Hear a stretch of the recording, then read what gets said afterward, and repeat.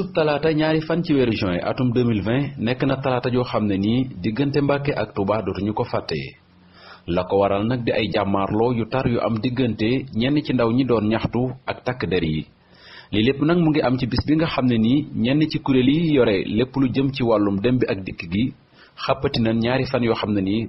banque seeni yoxo lànk ne doon faste xànc ak moroom ga gaare seeni oto. li waral nag seen grève bi nag du lenn lu dul ak càkkutéef yoo xam ne nii ñu ngi koy sàkku ci nguur gi ngir nag ñu tijji dem gi ak dikk bi nga xam ne nii dañ ko tëj lu ëpp ñaari weer ngir xeex ak jàngoroy coronavirus. tëju googu nag indi ay jafe-jafe ñi nga xam ne ni ñoo di askan wi rawatina nag ñi yore wàllu dem gi ak dikk gi loolu tax na nag ñu xàppati ñaari fan yoo xam ne nii fas nañu yéenee gàllankoor dem bi ak dikk bi.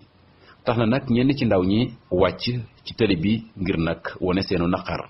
mbir mi nag ay juróom-ñeenti waxtu ci suba gi ci la tàmbalee fee nga xam ne ni moo di rond point Mbàkke takk der yi daal di tasaare ñi nga xam ne ni ñoo fa dajale woon doon ñaxtu ba am ñoo xam ne ni sax jot nañ leen a teg loxo waaye mbir mi nag yemul foofu.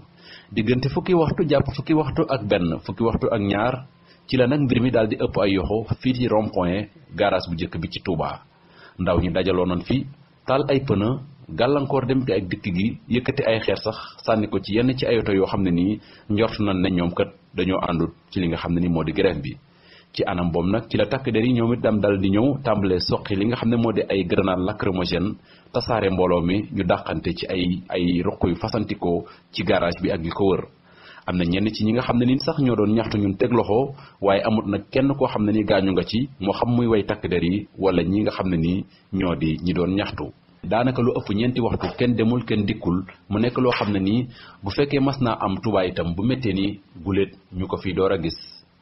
jamono yi nga xam ne ni itam ñi di ndaw ñi ñu ngi wàcc di jàkkaarloo ak ñi di takk der yi ngir fësal seenu naqar ci jafe-jafe yi nga xam ne ni tëjteel transport bi andi na ko ci réew mi. ñi nga xam ne ni nag ñoo jiite transport bi fii ci Touba jotuñu coo gis kenn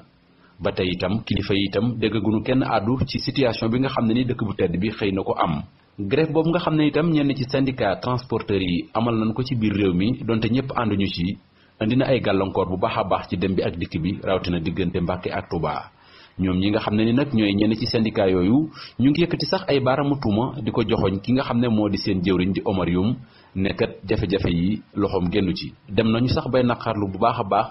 doya dal ak ñàkk jàpp gi nga xam ne nii moom mi nga xam ne ni mooy seen jëwriñ def na ko ñeel wàllum transport bi. gaaw bi jàll ginnaaw bi Cap Skirring jotee seen wàll